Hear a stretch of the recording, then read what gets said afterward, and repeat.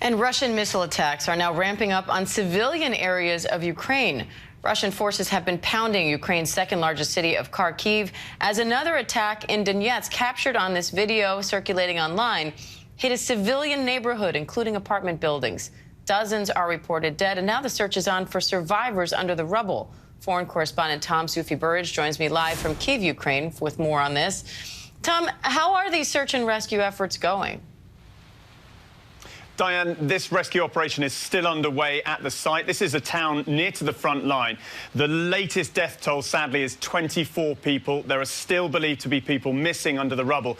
And if you look at the images down in that town in the eastern Donbass, it's hard to imagine that there were two high-rise residential buildings in that area hit by multiple strikes by Russian missiles over the weekend.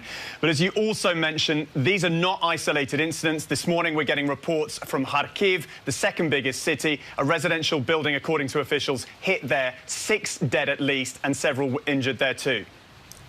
Now, Ukrainian President Vladimir Zelensky says Russian forces have conducted dozens of airstrikes now, despite supposedly pausing military operations. What's the latest on that disconnect and on the fighting in general? Yeah, Diane, I think this comment by Vladimir Putin of an operational pause is a bit of a red herring. I mean, in effect, the war has continued, really, since he made those comments late last week. We've seen the missile strikes. The fighting in the Donbass between Russian and Ukrainian forces is intense. The Ukrainians are struggling to hold the Russians back there at the moment, although Western officials saying what the Ukrainians have managed to do with recent retreats is straighten their front line, and that might make it harder for the Russians to breach it. But there's also a southern front, and I spoke to an official close to President Zelensky over the weekend about this.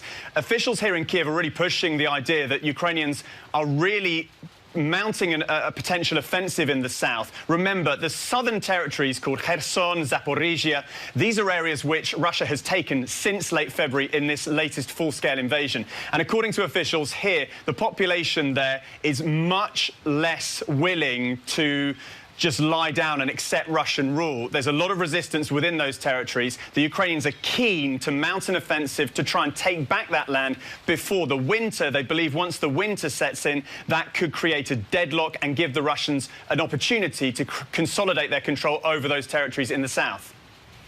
Now, that advisor to Zelensky that you spoke with says that Ukraine needs more U.S.-made missile systems to defend themselves. So how much of an impact are those missiles really having? Yeah, Dan, my sense is that those HIMARS missile systems, rocket systems that can be fired from a substantial range from their target, hitting targets behind enemy lines, are making a real difference. We're seeing increasing evidence, a lot of videos on social media, which our verification team have looked at and checked, that really point towards the fact that the Ukrainians are using these weapons. Western officials are pushing this idea that they're being used to good effect. Now, the US has supplied 8 HIMARS systems so far to the Ukrainians. Late last week, the Biden administration promised 4 more, so 12 in total. But this presidential advisor said 12 is simply not enough. Take a listen. We will, first of all, appreciate. Second, we will say it's really good weapons, but third one, it's not enough. So you provided good weapons, but short numbers of them, not enough. Like 12 HIMARS, it's good than nothing, but it's better to have them not 12, but 112. It will change situation on the front line dramatically and very fast.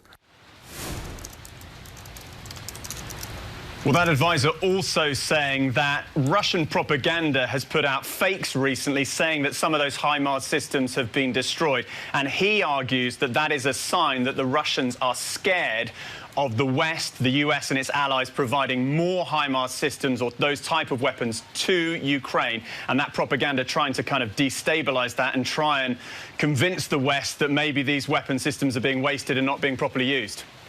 All right, Tom Soufi Burridge in Ukraine. Tom, thank you.